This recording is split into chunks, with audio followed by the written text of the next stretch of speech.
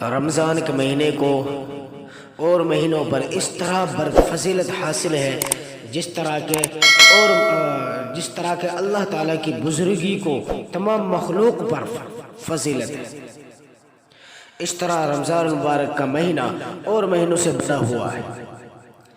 رمضان کا ایک روزہ چھوڑ دینے پر ساری زندگی روزہ رکھو تو اس کا بدل نہیں ہو سکتا۔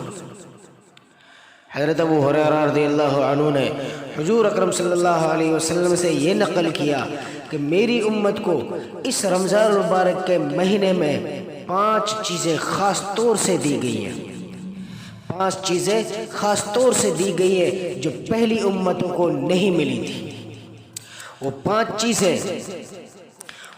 چیزیں جو خاص طور سے ملی ہیں، ان میں سے پہلی چیز یہ ہے کہ روزے دار کی منہ کی بدبو، جو روزہ رکھتا ہے اور بھوک کی وجہ سے اس کے منہ کے اندر بدبو پیدا ہو جاتی ہے، معدہ کے خالی ہونے کی وجہ سے، پیٹ کے خالی ہونے کی وجہ سے، اس کی منہ کی بدبو اللہ تعالی کے نزدیک مشک سے زیادہ پسندیدہ ہے۔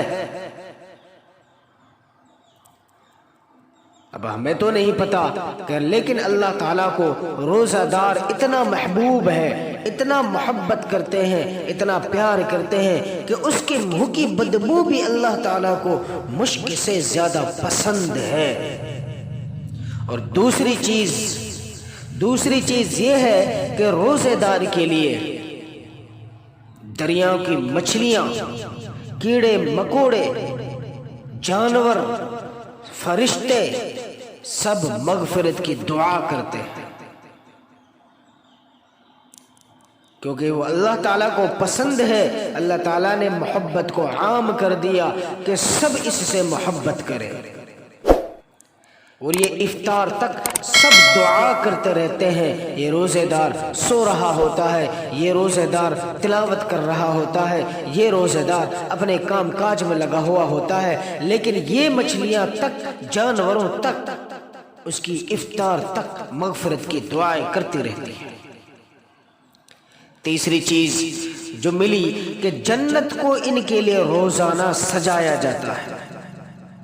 حق تعالیٰ شان و جنت سے کہتے ہیں کہ بہت جلدی میرے نیک بندے دنیا کی مشقتیں، بھوک پیاس، ان سب کو برداشت کرتے ہوئے تیری طرف آئیں گے، تو لہٰذا اسے سجایا جاتا ہے، اسے سنوارا جاتا ہے، اسے خوبصورت بنایا جاتا ہے، اس کو مہکایا جاتا ہے، اس کے اندر ہر طرح کی زینت کو بھرا جاتا ہے۔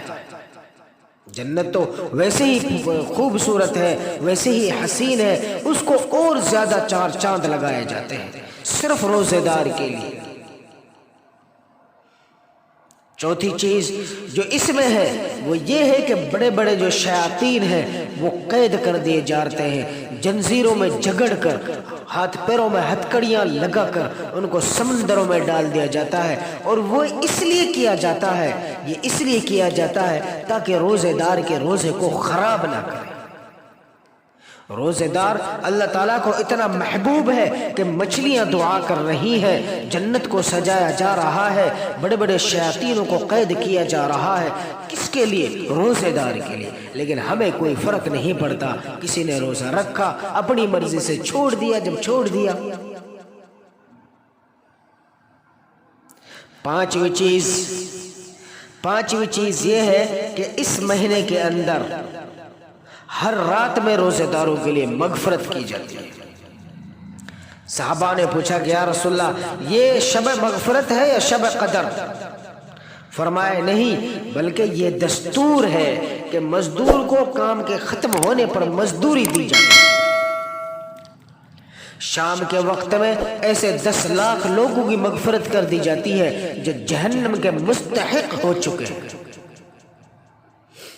یہ 5 باتیں اس مہینے کے لیے، روزے داروں کے لیے خاص طور سے دی گئی ہیں اس امت کو، جو پہلے نہیں تھی۔